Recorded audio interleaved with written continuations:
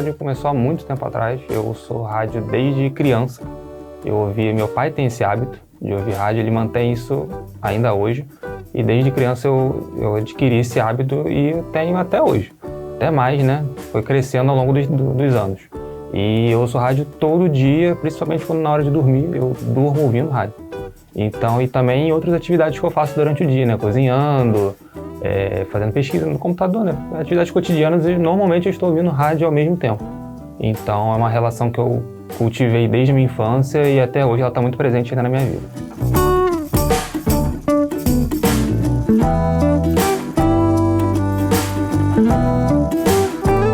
O rádio foi o veículo que mudou completamente a história da humanidade e a história do século XX e nos influencia até hoje.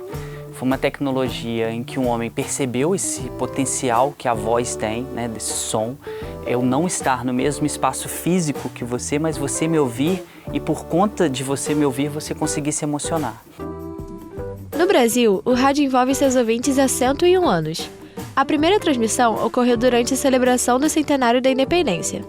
Edgar Roquette Pinto, também conhecido como pai da radiodifusão no Brasil, foi o responsável pela primeira transmissão radiofônica no país. O discurso do então presidente Epitácio Pessoa foi transmitido para uma plateia empolgada, marcando o começo de uma nova era na comunicação do país. E o rádio sempre teve esse papel. Ele foi se modificando, né, ao longo do tempo com outras formas de comunicação. Então, quando a televisão chega, o grande espetáculo vai todo para a televisão.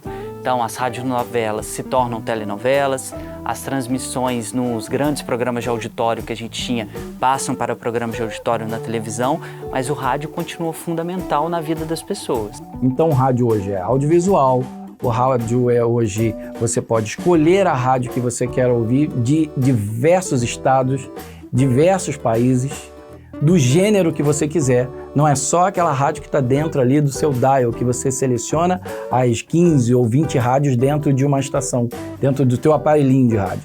Hoje você tem milhares de rádios. Então essa inovação, ela só veio somar com o rádio, né? Ela veio ajudar a propagar a comunicação através do rádio. Existe uma diminuição da utilização do que era o rádio FM, a frequência física FM. Porém, o processo de comunicação ele continua. Hoje é chamado de podcast. E quando o assunto é podcast, o Brasil se destaca. Somos o terceiro país que mais ouve podcasts no mundo. Já são mais de 30 milhões de ouvintes. Isso mostra que um país marcado culturalmente pelo rádio continua inserido no mundo sonoro, mesmo 100 anos depois. Hoje em dia, por conta desse apego afetivo e nostálgico, eu continuo consumindo o rádio, só que nas novas modalidades dele, né? Por exemplo, podcasts, até mesmo videocast. Uma das grandes vantagens do podcast é ele poder te acompanhar em tudo que você vai fazer na sua vida. Então, a gente tem até um slogan que a gente usa em algumas peças de rede social, que a gente diz que é tão bom que vai fazer você se apaixonar pela sua rotina. E é bem isso mesmo, entendeu? Então é uma coisa que te acompanha na vida, enquanto você está passeando o cachorro, cuidando de criança, lavando louça, você está no transporte, está num engarrafamento, está numa sala de espera. Então eu acho que essa é uma das grandes vantagens do podcast. Eu acho que também é uma das razões pelas quais o podcast pode ficar tão intimista.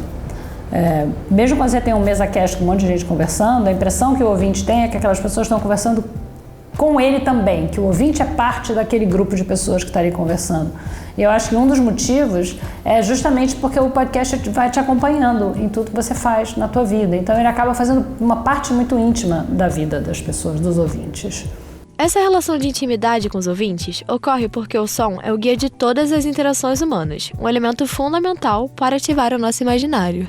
Existe uma importância de criar um cenário sonoro no rádio. Mas aí você diz, só no rádio? Não, no podcast, numa história que se conte, num audiobook, né? Que aguça você a entender emocionalmente o que acontece naquela história.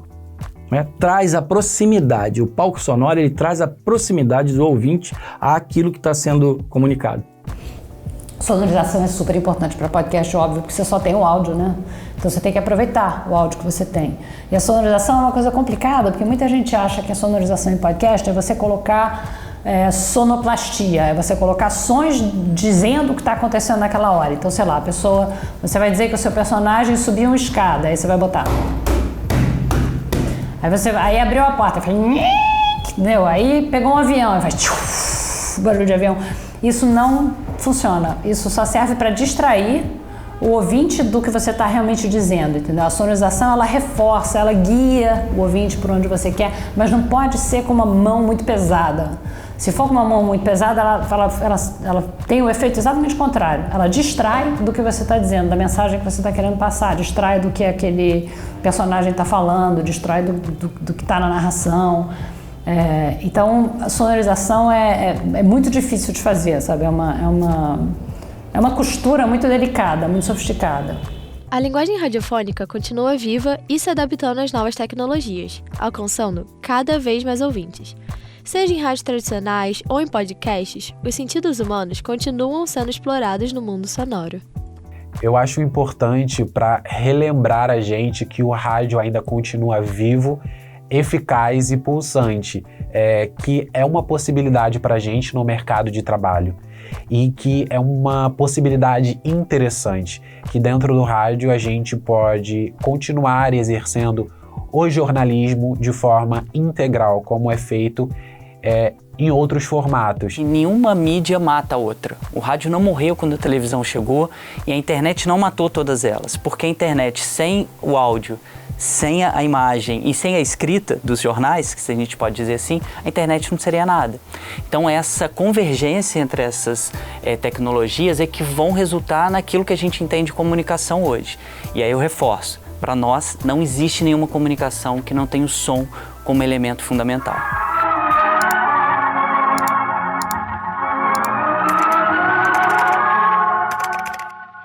Esta história de amor e sofrimento ficou interrompida quando o Dr. Alberto Limontas chegou à suntuosa residência de Graziela Garcia e a encontrou sozinha no jardim à sua espera.